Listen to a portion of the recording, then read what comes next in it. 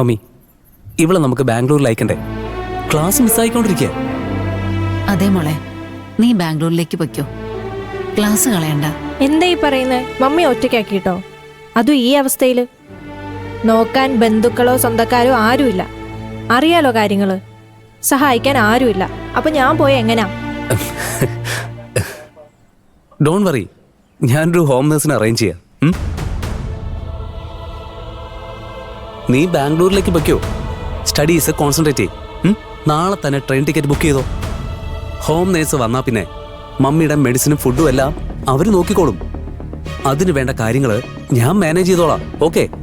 ഇല്ല, ഞാൻ 3-4 ദിവസം കഴിഞ്ഞ് പൊയ്ക്കോളാം. ശ്രേയ, നീ പറയുന്നത് കേക്ക്. മമ്മി എന്തു പറഞ്ഞാലും ഞാൻ പോവില്ല.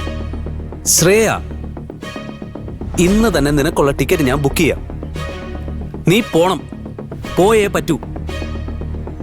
മോളെ, ആകാശ് പറയുന്നതൊന്ന് കേക്ക്.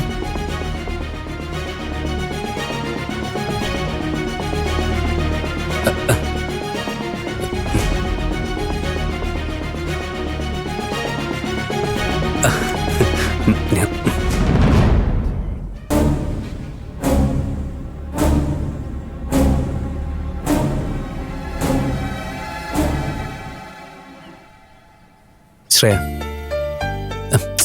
ഞാൻ പറയുന്നൊന്ന് കേക്ക്. വേണ്ട.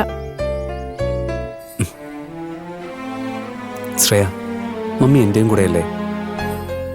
ഞാൻ നോക്കിക്കോളാം മമ്മിയെ. നോക്കൂ. നോക്കും. എത്ര നാൾ നോക്കും? അത് ഉള്ള കാലത്തോളം നോക്കും. മമ്മിക്കിപ്പോ ഒരു മോള് മാത്രമല്ല, ഒരു മോനും കൂടിയുണ്ട്. ഉണ്ടോ? ഉണ്ട്. ഞാൻ പറയുന്ന അനുസരിച്ച് നീ ബാംഗ്ലൂരിലേക്ക് പോവാതെ പറ്റില്ലല്ലോ.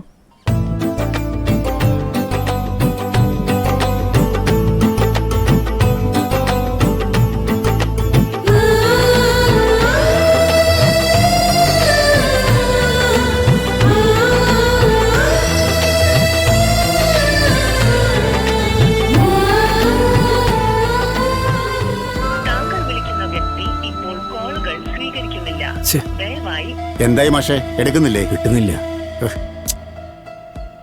പൊതുമരാമത്ത് മന്ത്രി പൊട്ടുകുളം റോഡിന്റെ നവീകരണ ചർച്ചയ്ക്കായി ഒരു മീറ്റിംഗ് വിളിച്ചിരുന്നു. ആ യോഗം കഴിഞ്ഞ് മന്ത്രി നേരെ ഓഫീസിലേക്ക് വന്നു. അപ്പോ എക്സിക്യൂട്ടീവ് എഞ്ചിനീയറെ അന്വേഷിച്ചു. ആകാശാണെങ്കിൽ ഓഫീസിൽ എത്തിയിട്ടില്ലായിരുന്നു. MLA ആണെങ്കിൽ ആകാശിനെ വിളിച്ച് മിനിസ്റ്റർ വരുന്ന വിവരം മുൻകൂട്ടി അറിയിച്ചതായിരുന്നു. എന്നിട്ടും ആകാശ് ഓഫീസിൽ എത്തിയില്ല എന്ന് പറഞ്ഞ് മിനിസ്റ്റർ ദേഷ്യപ്പെടുമായിരുന്നു. അവിടെ വെച്ച് ഞങ്ങൾ എല്ലാവരും ആകാശിനെ വിളിച്ചു നോക്കി, കിട്ടിയില്ല. സസ്പെൻഷൻ അടിച്ചു എന്നാ കേട്ടത്, അല്ലേ സാറേ? ആ, അങ്ങനെ പറഞ്ഞു കേട്ടെ. പക്ഷെ ലെറ്റർ ഇതുവരെ വന്നിട്ടില്ല. അവൻ ആകാശ് അങ്ങനെയൊന്നും ചെയ്യില്ലല്ലോ. ബാല, ആകാശമോനെ ഒന്നുകൂടെ ഒന്ന് വിളിച്ചു നോക്ക്.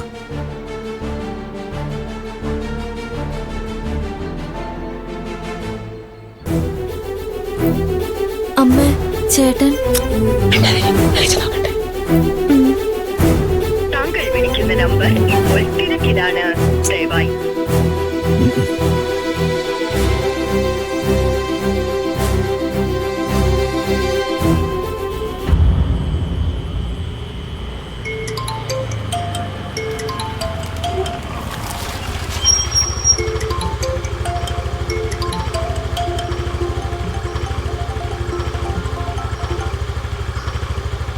ബാലമാമേ.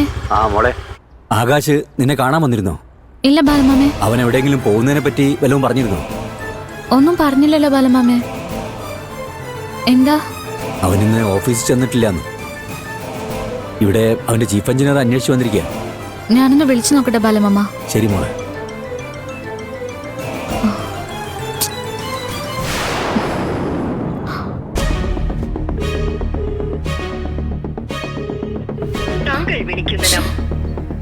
ആകാശിനെ കിട്ടിയ മാഷ് കാര്യം പറയണം. എന്നാ ഞാൻ ഇറങ്ങുവാ.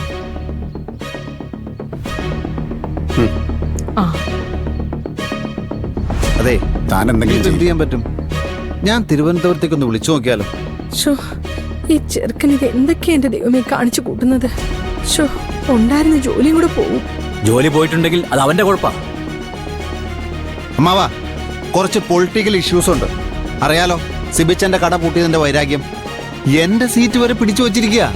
MLA എന്റെ പരിചയക്കാരനാ, മിനിസ്റ്റർ പക്ഷെ ഘടകകക്ഷിക്കാരനാ. ഒരു കസേരയിൽ ഇരിക്കുമ്പോ ചെറിയ വിട്ടുവീഴ്ചയൊക്കെ ചെയ്തു കൊടുക്കാം.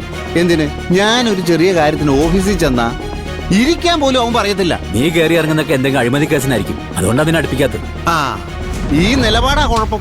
ഇപ്പോ സസ്പെൻഷൻ വാങ്ങിച്ചു കൂട്ടില്ലേ, മന്ത്രി വിചാരിച്ച അത് ഡിസ്മിസ് ആവും. ലീവ് പോലെ എഴുതി കൊടുത്തില്ല എന്നല്ല ചീഫ് എഞ്ചിനീയർ ഇപ്പോൾ പറഞ്ഞത്. ഒരു സർക്കാർ ഉദ്യോഗസ്ഥനാകുമ്പോൾ കുറച്ചുകൂടെയൊക്കെ ഉത്തരവാദിത്തം കാണിക്കണം. അത് അവനുണ്ടെന്നാണ് ഞാൻ വിചാരിച്ചിരുന്നത്.